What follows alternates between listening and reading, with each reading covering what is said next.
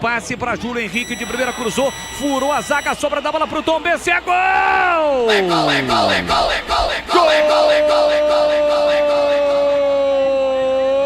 Gol! Jupi é do Tombense!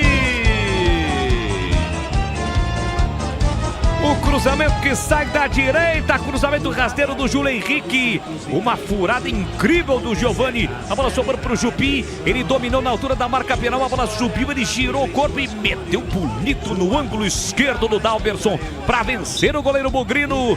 Para diminuir para o Tombense, para recolocar o time mineiro no jogo.